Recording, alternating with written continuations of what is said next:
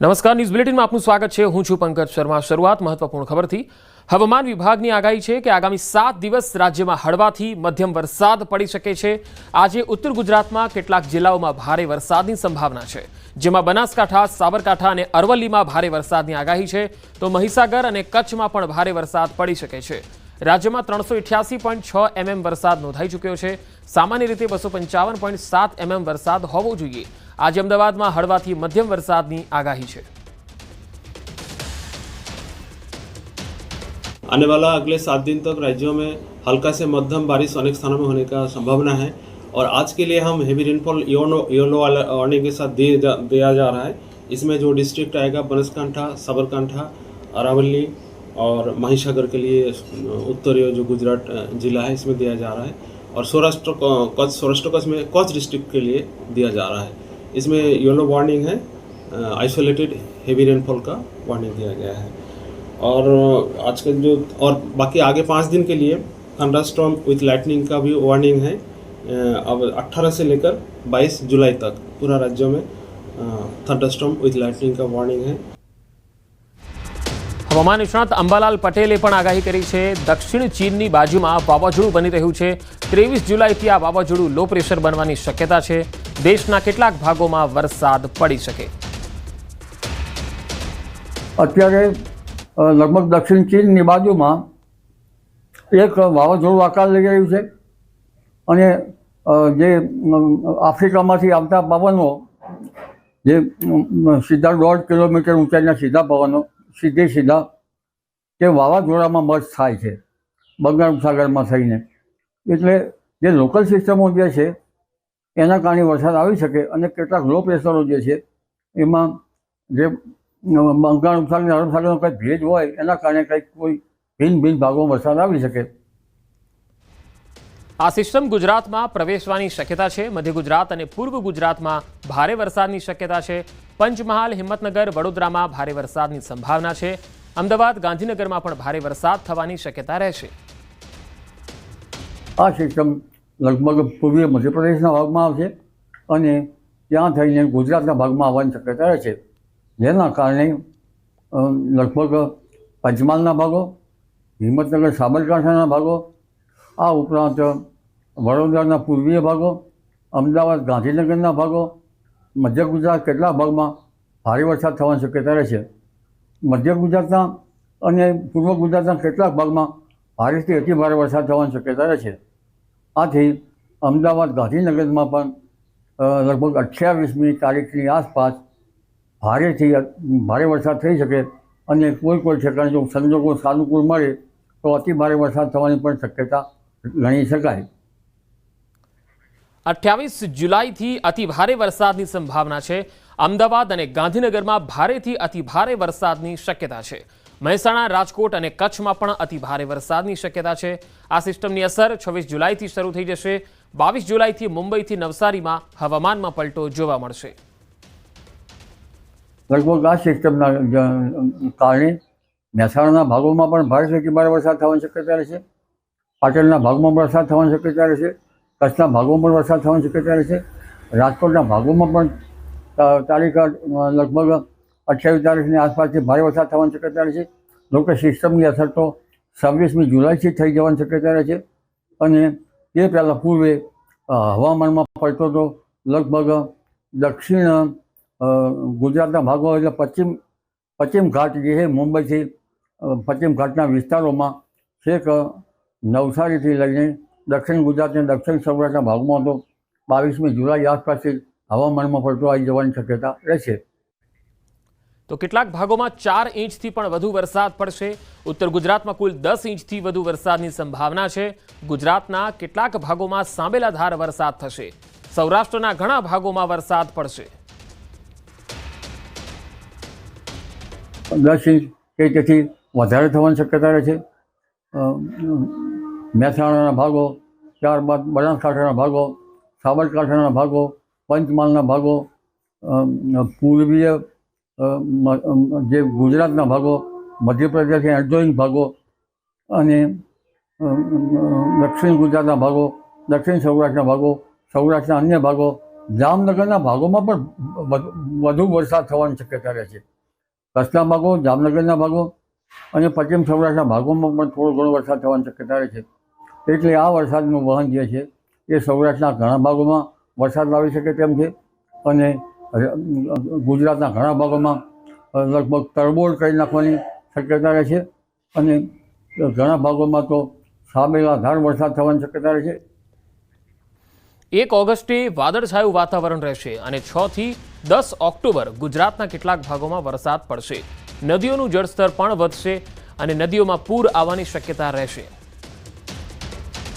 તારીખ 1 ઓગસ્ટે વાદળવાયુ આવવાની શક્યતા રહે છે અને 6 થી 10 ઓક્ટોબરમાં પણ રાજ્યના ઘણા ભાગોમાં મોટા ફોરાનો વરસાદ થવાની શક્યતા રહેશે.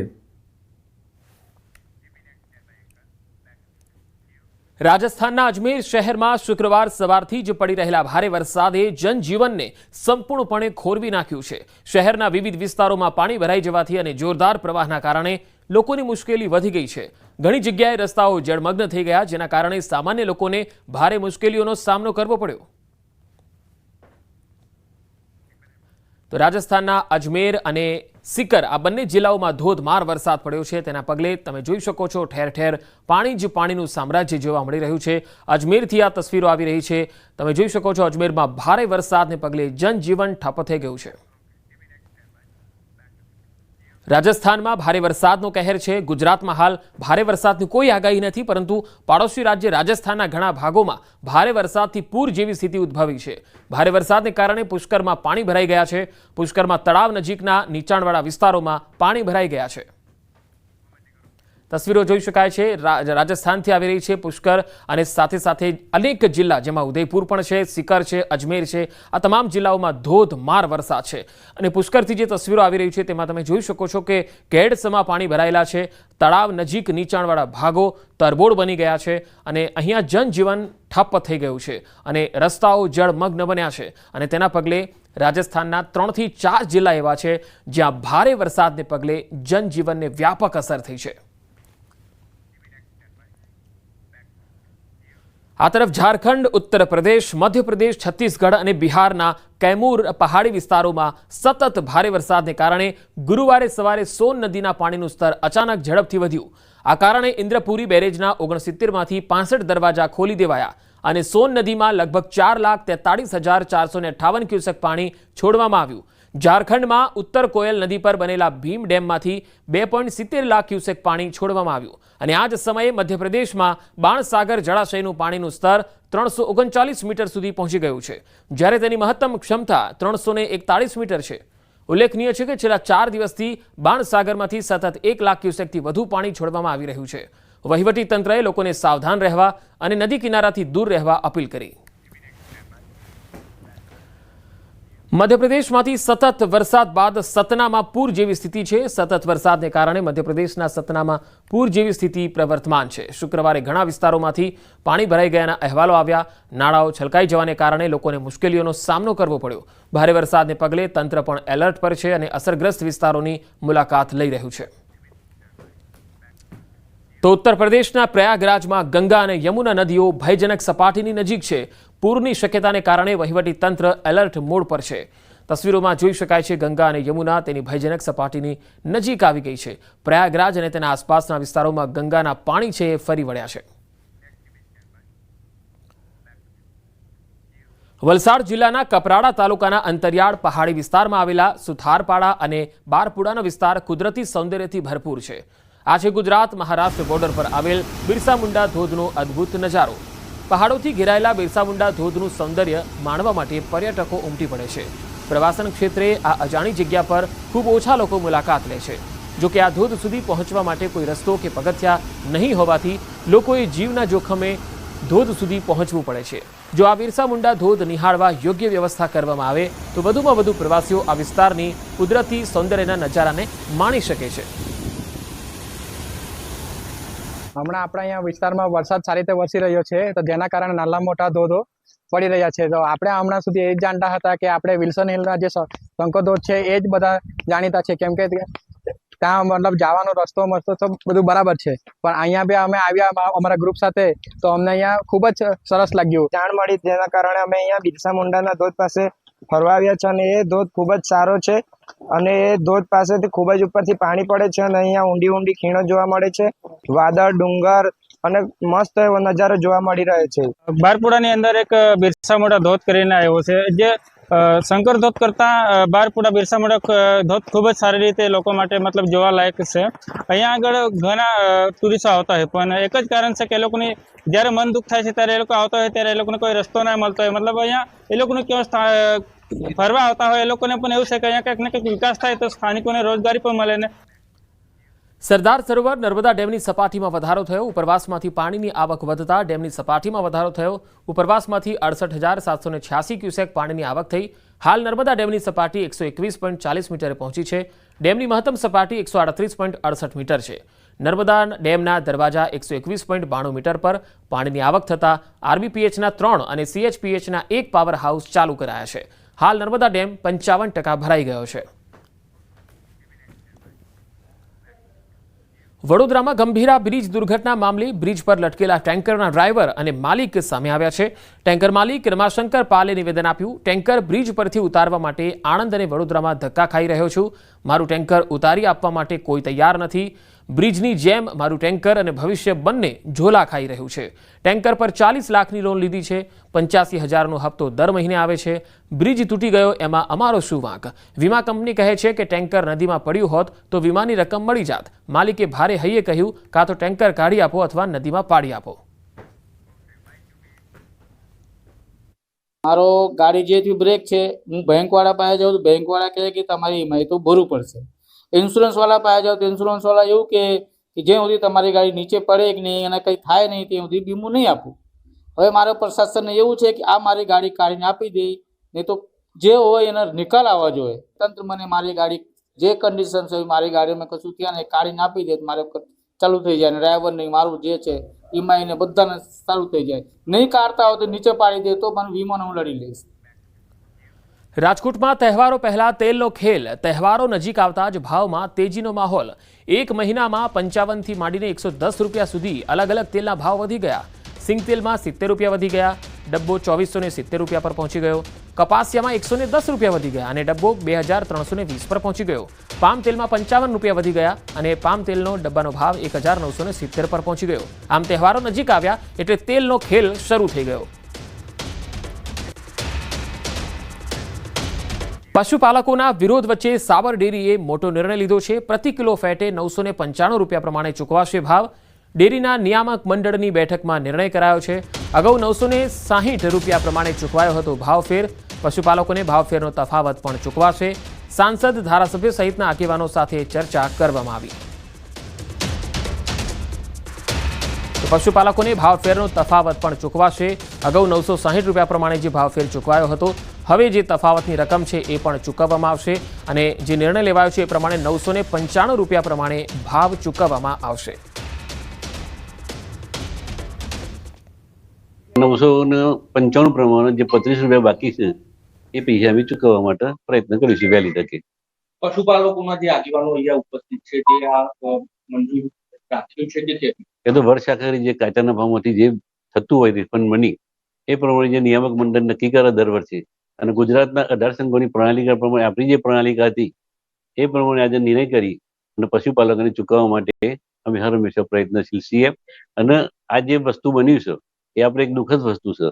આપણો ઉત્પાદક જે પશુપાલક દૂધ ઉત્પાદન કરે છે અને મંડળીમાં દૂધ ટેન્કર લેવા જાય છે અને ઢોળી નાખીએ એ આ દુઃખદ વસ્તુ છે। એટલે અમે વિનંતી પણ એવી કરી છે કે ભાઈ તમે અત્યારે ભાવ આપો અને પછી ભાવ વધારાની વાત બાકી રાખો, એના કરતા તમારું ઓડિટ થઈ જાય, તમારી વાર્ષિક સામાન્ય સભા થઈ જાય અને પછી જ્યારે પણ નાણાં ચૂકવો ત્યારે એક સાથે આ નાણાં ચૂકવો એવું તમે જે તે વખતે તમારા નિયામક મંડળમાં તમારી વાર્ષિક સાધારણ સભામાં નિર્ણય કરો કે જેથી આજે જે પરિસ્થિતિ ઉદ્ભવી છે એ ભવિષ્યમાં ક્યારેય ન ઉદ્ભવે અને એ વાત નિયામક મંડળે પણ સ્વીકારી છે।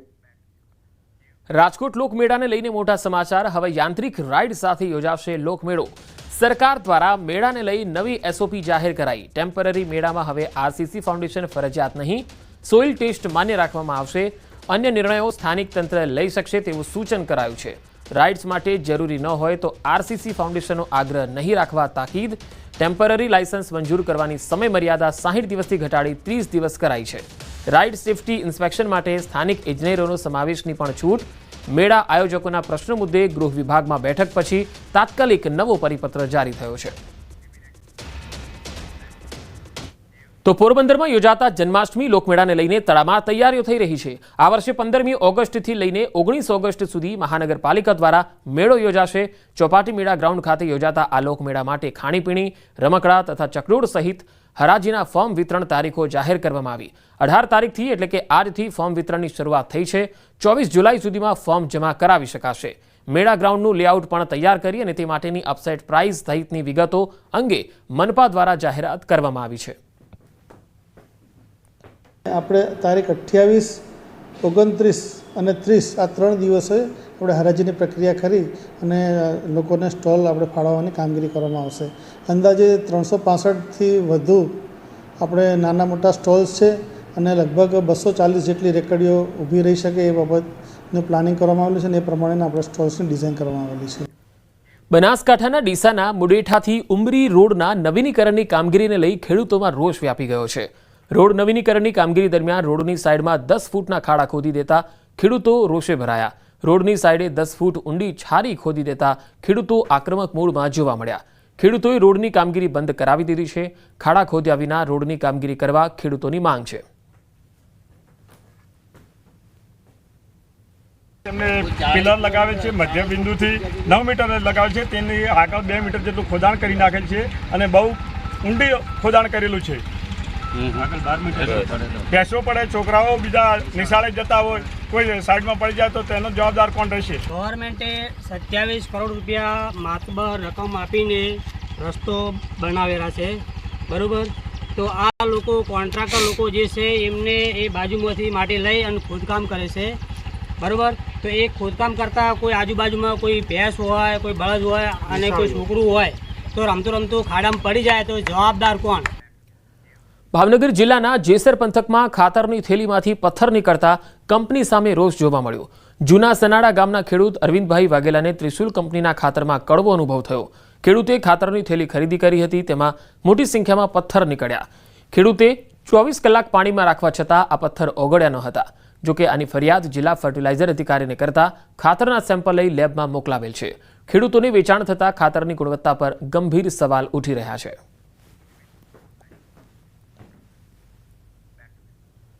અમરેલીના ખાંભા તાલુકાના મોટા બારમણ ગામ નજીક મોટી દુર્ઘટના ટળી. રોડ કાંઠે આવેલ પાણી પુરવઠા વિભાગની પાણી ભરેલી ટાંકી ધરાશાયી થતા અફરાતફરી મચી. 7 ગામડા માટે 10 લાખ લીટર પીવાના પાણીની ટાંકી અચાનક પડી ગઈ. લાખો લીટર પાણી રસ્તા પર વહેતું થતા ખાંભા નાગેશ્રી હાઈવે બંધ થઈ ગયો. ખાંભા પોલીસ પાણી પુરવઠા વિભાગની ટીમ સ્થળ પર પહોંચી ટાંકી 20 વર્ષ પહેલા બનાવી હતી.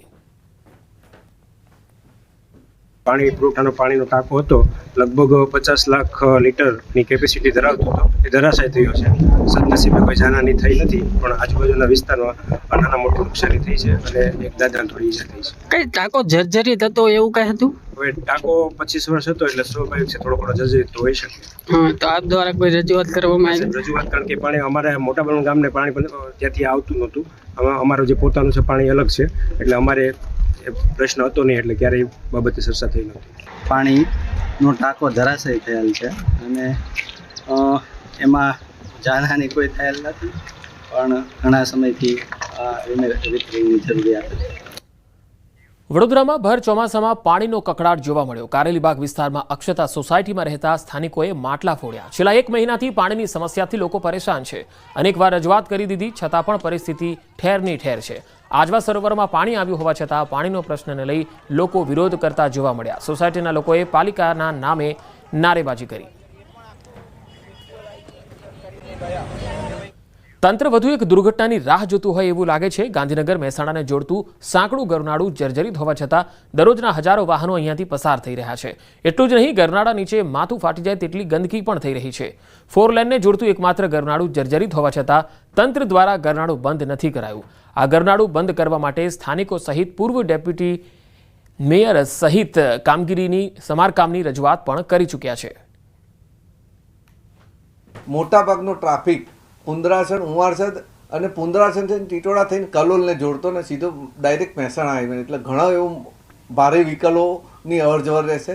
ગમે ત્યારે ગમે તે થઈ શકે તેમ છે. માટે મારી એક જ રજૂઆત છે કે એ જર્જરિત નાળાને ભારે વ્હીકલો માટે સદંતર બંધ કરવા જોઈએ અને એને નવાસરથી કંઈક યોગ્ય રસ્તો, જ્યાં સુધી એનો નિકાલ ના થાય, નવું ના બને ત્યાં સુધી એટલો રસ્તો બંધ કરવામાં આવે એવી મારી લાગણી છે. ગાંધીનગર અને મહેસાણાને જોડતું આ એકમાત્ર સાંકડું ગરનાળું છે જે હવે ફરી એક વખત તૂટી પડવાની રાહ જોઈ રહ્યું હોય તેમ લાગે છે. અહીંયા રોજના હજારો વાહનો પસાર થાય છે. 4 લેનની આગળ, 4 લેનથી 100 મીટર આગળ આ એકમાત્ર ગરનાળું છે જે ગાંધીનગરના વાવોલ વિસ્તારથી મહેસાણાને જોડે છે. આપ બાજુમાં જોઈ શકો છો કે એક સ્માર્ટ બજાર પણ છે જ્યાં સેંકડો લોકો ખરીદી કરવા માટે આવે છે અને આ સ્માર્ટ બજારથી અંદાજિત 200 મીટર દૂર આ ગરનાળું છે જે તદ્દન સાંકડું છે, 50 વર્ષ જૂનું છે. આ એટલું બધું જર્જરિત છે કે તેના સળિયાઓ દેખાય છે અને ગમે ત્યારે આ તૂટી પડશે તેવું જણાઈ રહ્યું છે. અને એટલે જ અહીંયાના જે સ્થાનિક એક્સ ડેપ્યુટી મેયર છે તેઓ પણ આ કોર્પોરેશનને આ મુદ્દે રજૂઆત કરી ચૂક્યા છે, પરંતુ કોર્પોરેશનના બહેરા કાનો ક્યારે આ સાંભળશે અને ક્યારે ફાઇનલી કાં તો આ ગરનાળું ટેમ્પરરી બંધ કરીને નવું બનશે અથવા તો સમારકામ થશે, ક્યારે આ ગરનાળું નવું બનશે અથવા તો નવનિર્મિત થશે તેની રાહ હવે ગાંધીનગર વાસીઓ જોઈ રહ્યા છે. કેમેરા પર્સન હિતેશ પ્રજાપતિ સાથે ગીતા મહેતા, ન્યૂઝ 18 ગુજરાતી, ગાંધીનગર. નાના વેપારીઓ પાસે નાણાં ઉઘરાવનારની પોલીસે શાન ઠેકાણે લાવી દીધી. અમદાવાદમાં દાણીલીમડા એપીએમસી માર્કેટમાં પાથરણા પાથરી વેપાર કરતા નાના વેપારીઓ પાસેથી 200 થી 250 રૂપિયા લેવાતા હતા. આરોપી ઇમ્તિયાજ ઉર્ફે મસ્તાન દ્વારા શાકભાજી વેચતા બહેન સાથે મારામારી કરી હતી, જેને લઈ મહિલાએ ફરિયાદ નોંધાવી. આરોપી મસ્તાન વિરુદ્ધ અગાઉ વટવા અને દાણીલીમડા પોલીસ સ્ટેશનમાં મારામારીનો ગુનો પણ નોંધાયેલો છે. આરોપી પાટણ ફરાર થઈ ગયો હતો. હાલ આરોપી સામે કુલ 4 ગુના દાખલ છે. ભરૂચ નગરપાલિકાએ શહેરને કચરા મુક્ત કરવા અભિયાન શરૂ છે. જાહેરમાં કચરો નાખે તેની પાસેથી 100 થી 500ના દંડ વસૂલાતની શરૂઆત કરી છે, જે અંતર્ગત 3 દિવસમાં જ ₹20,000 દંડની વસૂલાત કરાઈ છે. નોંધનીય છે કે અભિયાનના ભાગરૂપે તમામ 11 વોર્ડમાં મૂકવામાં આવેલી 100 જેટલી કચરાપેટીઓ ઉઠાવી લેવામાં આવી છે. કચરાપેટીઓ નહીં હોવાથી લોકો કચરો ડોર ટુ ડોર આવતી ગાડીમાં આપવાના બદલે રસ્તાની આસપાસ નાખીને જતા રહે છે. શહેરને ગંદુ કરનારાઓને શોધી કાઢવા પાલિકાએ અભિયાન હાથ ધરી 3 દિવસમાં જ 20,000નો દંડ વસૂલ કરી લીધો છે. પ્રથમ તબક્કે સમજાવટ કરવામાં આવી રહી છે અને એમ છતાં પણ જો સુધારો ના આવે તો અમારા તરફથી દંડકીય કાર્યવાહી પણ કરવામાં આવી રહી છે. છેલ્લા 3 દિવસમાં લગભગ 20,000 જેવો અમે દંડ આમાં લેવામાં આવેલ છે. સાથે સાથે અમે આપના માધ્યમથી અપીલ પણ કરીએ છીએ કે ભરૂચને સ્વચ્છ રાખવા માટે બધાનો સહિયારો પ્રયત્ન જરૂરી છે અને એમાં નગરપાલિકાના આ કાર્યમાં તમામ નગરજનો પણ સહકાર આપે અને ડોર ટુ ડોરની ગાડીમાં જ કચરો નાખે.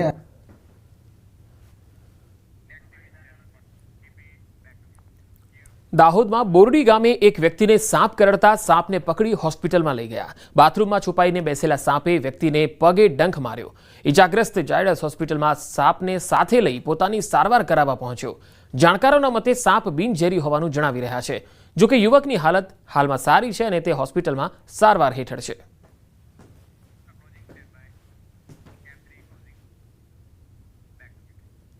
તો આ બુલેટિનમાં અત્યારે આટલું જ. નમસ્કાર.